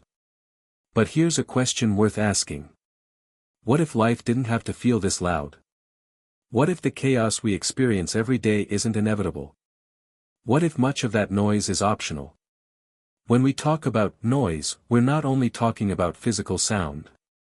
Noise can also be mental clutter. Too many notifications. Too many obligations.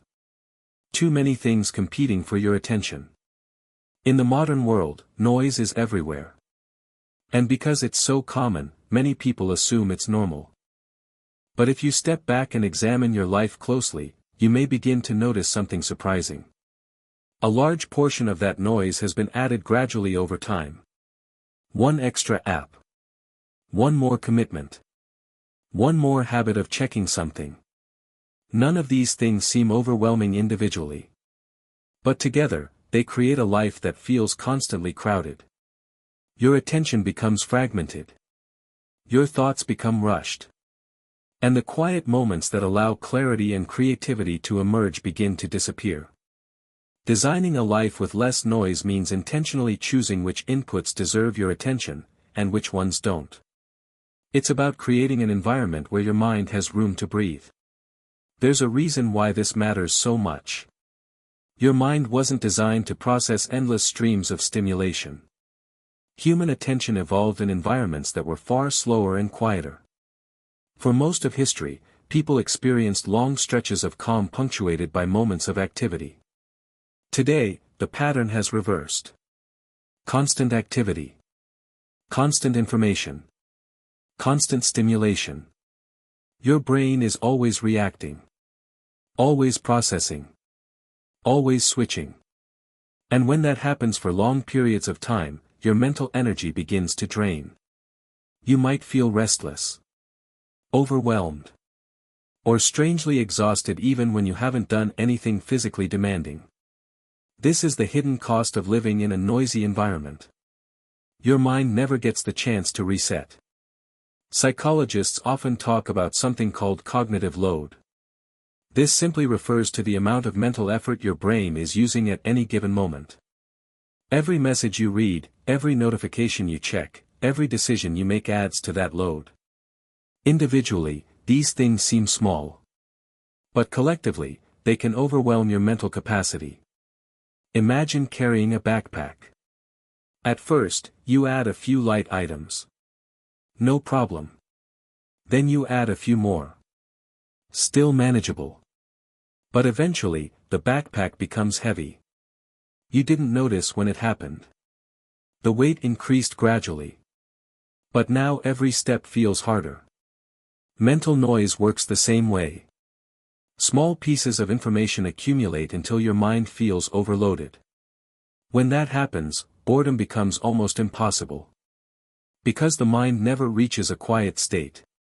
It's constantly processing unfinished inputs. Designing a quieter life helps lighten that backpack. It removes unnecessary mental weight. And in doing so, it restores something essential. Mental space. Think about the places where you feel most peaceful. Maybe it's a quiet park. A beach at sunset. A mountain trail. Or a cozy room with soft lighting and no distractions. In these environments, something interesting happens. Your thoughts slow down. Your breathing becomes calmer. You feel more present. These places aren't powerful because they're exciting. They're powerful because they're simple. There's less noise competing for your attention. And when the environment becomes simpler, your mind follows. The same principle can be applied to your daily life. You don't need to live in a remote cabin to experience quiet. But you can design small aspects of your environment to reduce unnecessary noise. And those small changes can transform the way your mind feels throughout the day. Consider the story of a woman named Elena. Elena worked as a graphic designer in a busy city. Her days were filled with constant input. Emails from clients. Group chats with coworkers. Multiple design tools open at once. Social media notifications arriving every few minutes.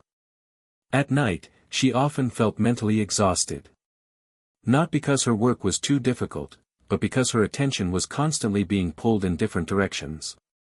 One weekend, Elena decided to experiment with simplifying her environment. She turned off non-essential notifications on her phone. She removed a few apps that she rarely used but frequently checked. She reorganized her workspace so that only the tools she needed were visible. At first, the changes felt subtle.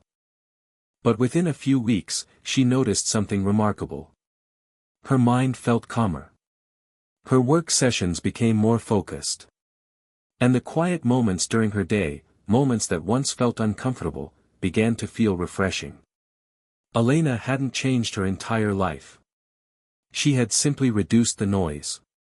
And that reduction created space for clarity and creativity. Designing a quieter life doesn't mean eliminating everything. It means being intentional about what you allow into your attention. Because attention is one of your most valuable resources. Every moment you spend reacting to unnecessary noise is a moment that could have been used for something more meaningful. Reflection. Creativity. Connection. Or simply rest. When you remove the excess, these experiences become easier to access. And boredom begins to feel less like emptiness and more like opportunity. Take a moment to reflect on your own environment. What are the biggest sources of noise in your daily life? Are there notifications that interrupt your attention constantly? Are there habits of checking things that no longer serve you? Are there commitments that fill your schedule without adding real value? Sometimes the loudest noise in life isn't something we hear. It's something we've simply grown used to. And once you begin noticing it, you gain the power to change it. So how can you begin designing a life with less noise? Start with small adjustments. One of the simplest steps is reducing digital interruptions. Turn off notifications that aren't essential. You don't need to be alerted every time an app updates or someone posts something. Your attention deserves better protection. Another powerful habit is creating moments of intentional quiet. For example, you might start your morning without immediately checking your phone. Give your mind a few minutes to wake up naturally. Let your thoughts arrive without external input. You might also create tech-free zones during the day. Perhaps your meals become moments without screens. Or your evening walk becomes a time to simply observe the world around you. Physical spaces matter too. A clean, uncluttered workspace reduces visual noise. A calm environment signals to your brain that it can relax. Over time, these small changes begin to reshape your mental landscape. The constant buzz of stimulation fades. And in its place, something quieter, and more powerful, emerges. Presence. A life with less noise doesn't mean a life with less meaning. In fact, it often leads to the opposite. When distractions fade, the things that truly matter become clearer. Your conversations become deeper. Your work becomes more focused. Your thoughts become more insightful. And boredom, the quiet space between activities, becomes a place where creativity and reflection naturally appear. Instead of something to escape, it becomes something to appreciate. Chapter 10. The freedom of doing nothing. It's Sunday afternoon. The kind of slow afternoon where time seems to stretch longer than usual. You're sitting on the couch, your phone in your hand. You open one app, scroll for a few seconds, then close it. You open another. Scroll again. Nothing seems interesting. Nothing grabs your attention. You sigh and toss the phone beside you. For a brief moment, something unusual happens. There is nothing to do. No video playing. No message waiting for a reply. No task demanding your attention. Just silence. And strangely enough, that silence feels uncomfortable. Your mind immediately begins searching for something, anything, to fill the empty space. Maybe you should check your email. Maybe watch a show. Maybe clean something in the house. Maybe start planning tomorrow. The moment feels incomplete unless something is happening. This reaction is incredibly common. In fact, most of us have been conditioned to believe that empty time is wasted time. We feel guilty when we are not being productive. We feel restless when we are not entertained. But what if that quiet moment on the couch wasn't a problem? What if that moment, where nothing is happening, is actually one of the most valuable experiences you can give your mind? What if doing nothing is not laziness, but freedom? Modern life has taught us to fear stillness. Our days are packed with notifications, responsibilities, information, and entertainment. From the moment we wake up until the moment we fall asleep, our attention is constantly pulled in different directions. Emails arrive. Messages appear. Videos autoplay. News updates refresh. There is always something happening. At first glance, this seems like progress. We have unlimited access to information and entertainment.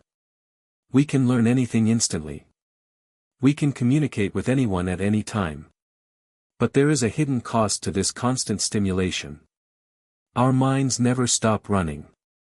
Imagine driving a car and pressing the accelerator all day long without ever slowing down. The engine would eventually overheat. It would struggle to keep functioning. The same thing happens to your brain. When your mind is constantly processing information, reacting to notifications, and jumping between tasks, it never gets a chance to idle. It never enters the mental equivalent of neutral. Doing nothing is the brain's version of that neutral state. It is the pause between activities. The moment when the noise fades and the mind can breathe. And during that pause, something remarkable begins to happen. Psychologists have discovered that when we are not actively focused on a specific task, the brain enters what scientists call the default mode network. This is a system in the brain that becomes active when we are daydreaming, reflecting, or simply letting our thoughts wander. For many years, researchers assumed that when this network was active, the brain was essentially idle. But modern studies have revealed the opposite. When the default mode network activates, the brain begins doing some of its most important internal work. It processes memories, reflects on past experiences, imagines the future, and connects ideas in ways that focused thinking cannot. This is why some of the best ideas arrive when you least expect them. In the shower. During a quiet walk. While staring out a window. Or while sitting alone with nothing to do. These moments allow your mind to move freely, without the pressure of solving a problem immediately. Thoughts drift, collide, and combine in unexpected ways. Creativity thrives in these conditions. Yet modern life has almost eliminated them. Think about the last time you were waiting in line somewhere. Maybe at a store or a cafe. 10 or 15 years ago, people would simply stand there. They might glance around the room, observe other people, or let their minds wander. Today, something very different happens. Almost everyone reaches for their phone.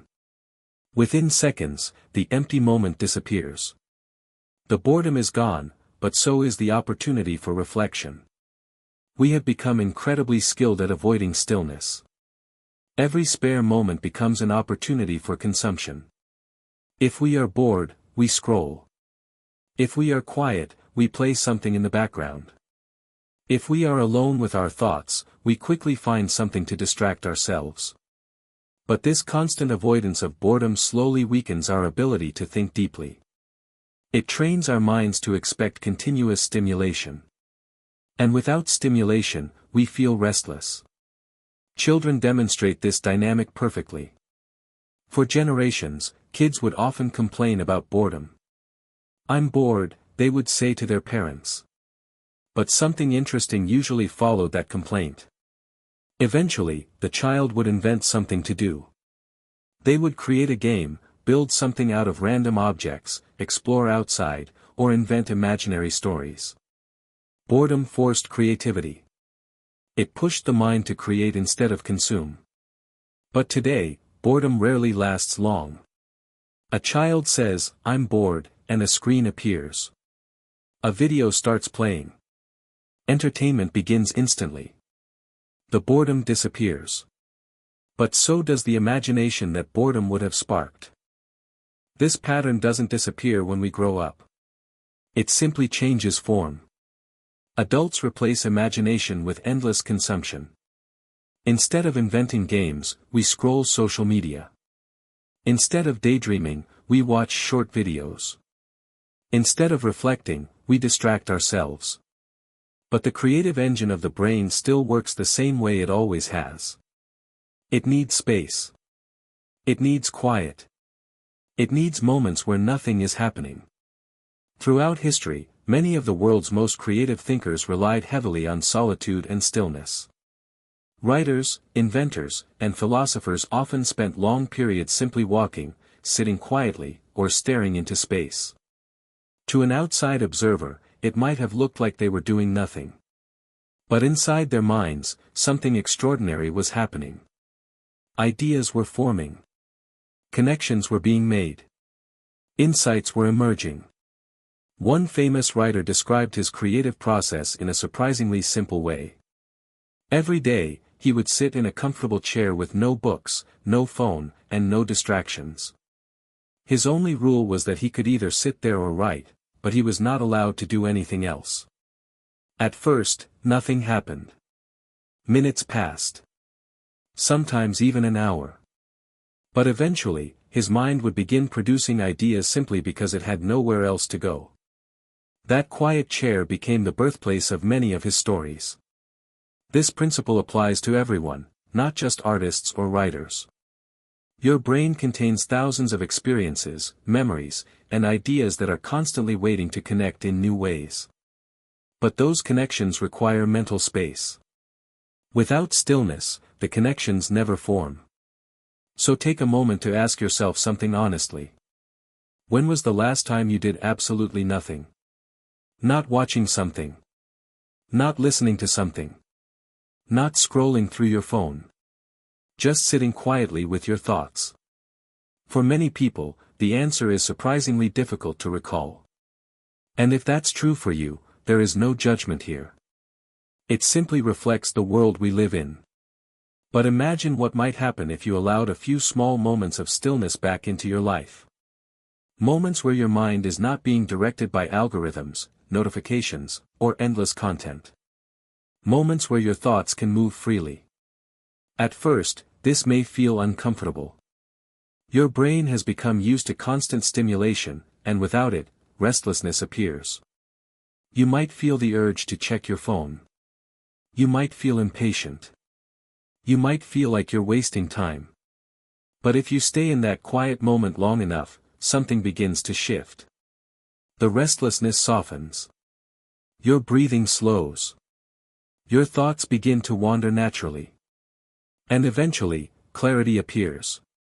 This is the hidden reward of doing nothing. It gives your mind room to speak. In practical terms, rediscovering the freedom of doing nothing does not require dramatic changes.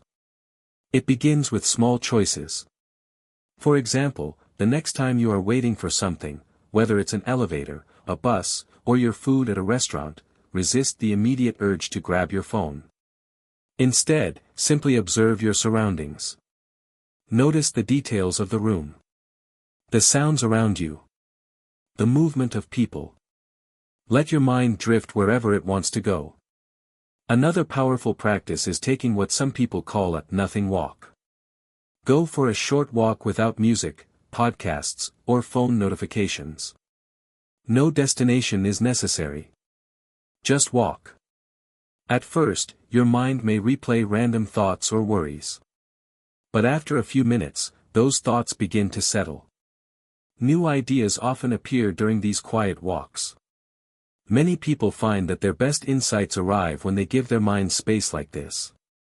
You can also create intentional pockets of unstructured time in your schedule. Set aside 20 or 30 minutes where you do not plan to accomplish anything. Sit somewhere comfortable.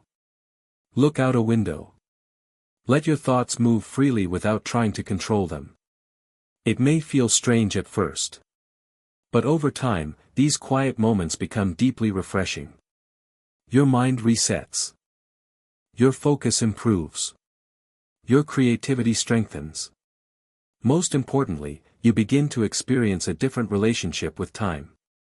Instead of feeling rushed and overwhelmed, you feel spacious and present. Doing nothing is not about laziness or avoidance. It is about reclaiming control of your attention. In a world designed to constantly capture your focus, choosing stillness is a powerful act of independence. You are stepping outside the endless cycle of stimulation.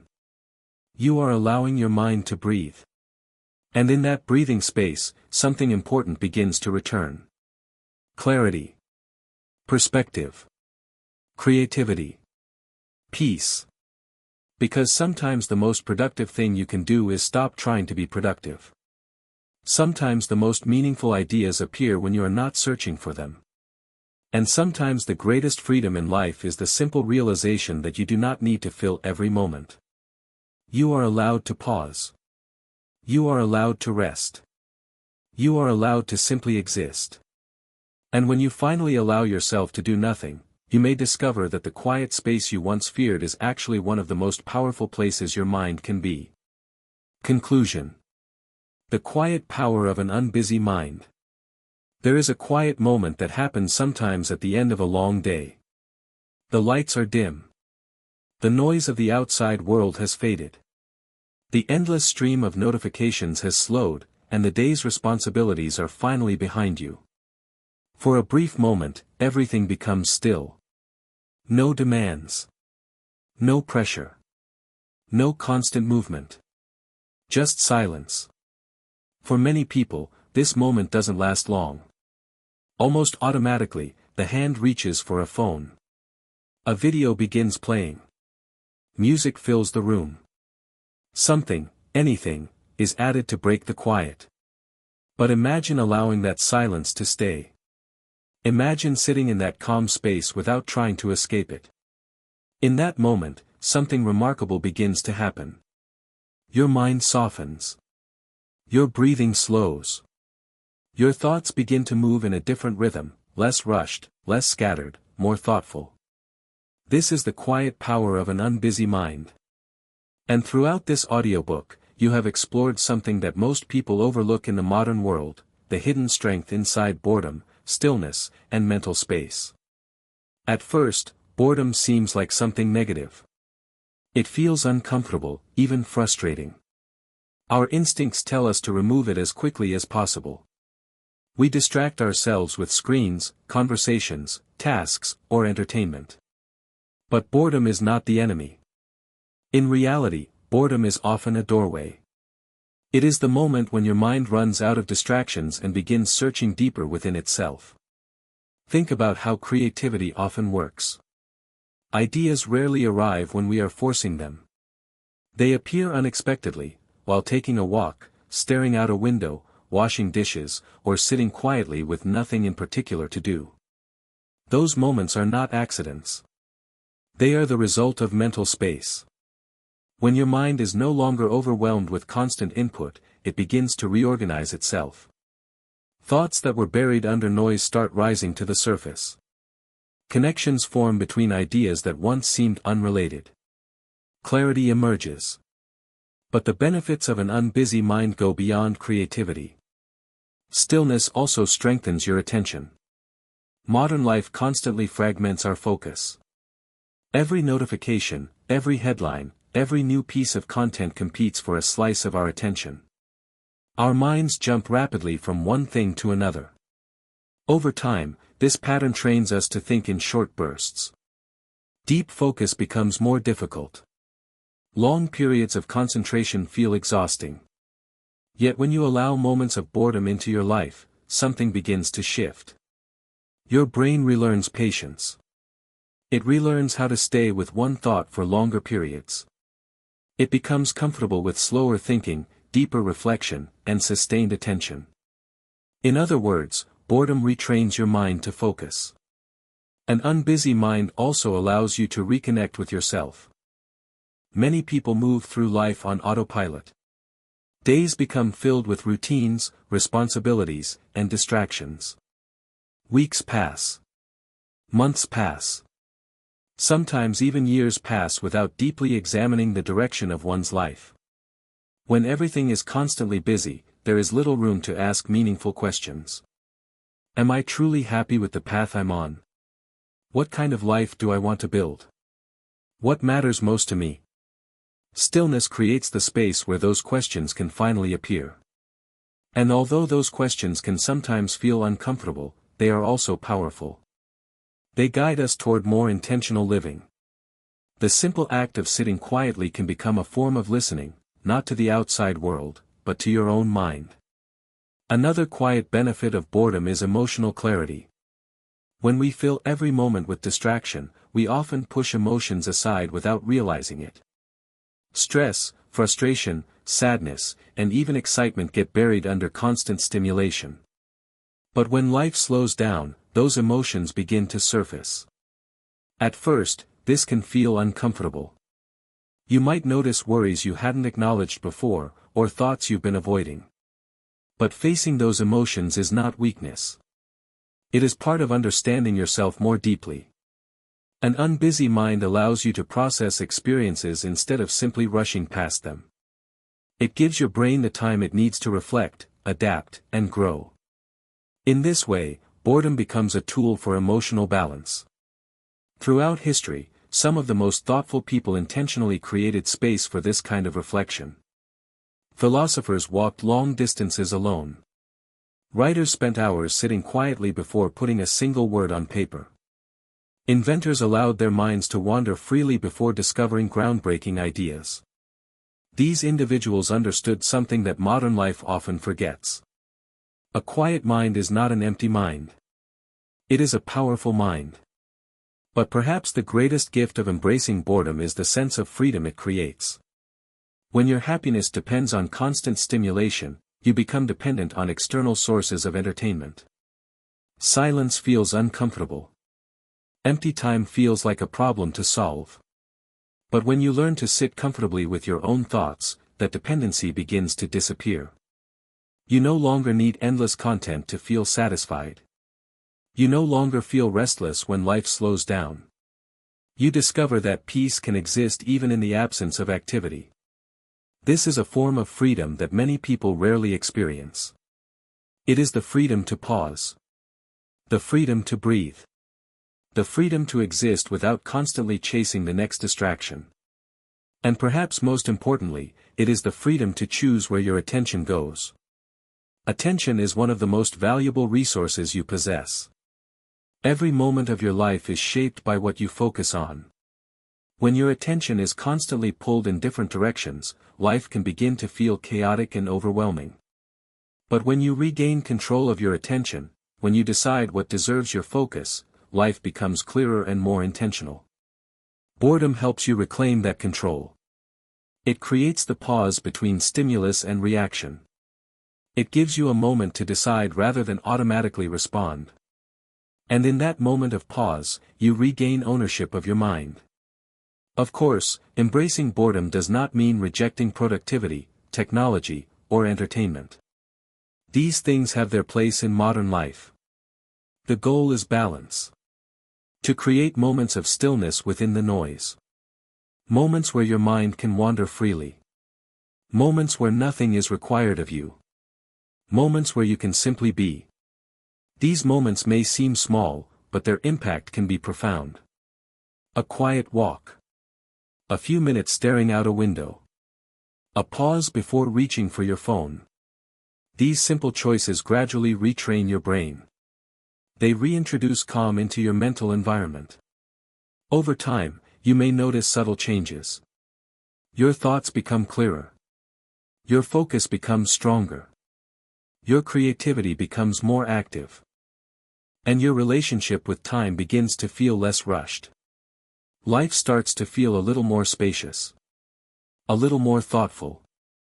A little more intentional. In the end, embracing boredom is not really about boredom at all. It is about rediscovering the quiet power that already exists within your mind.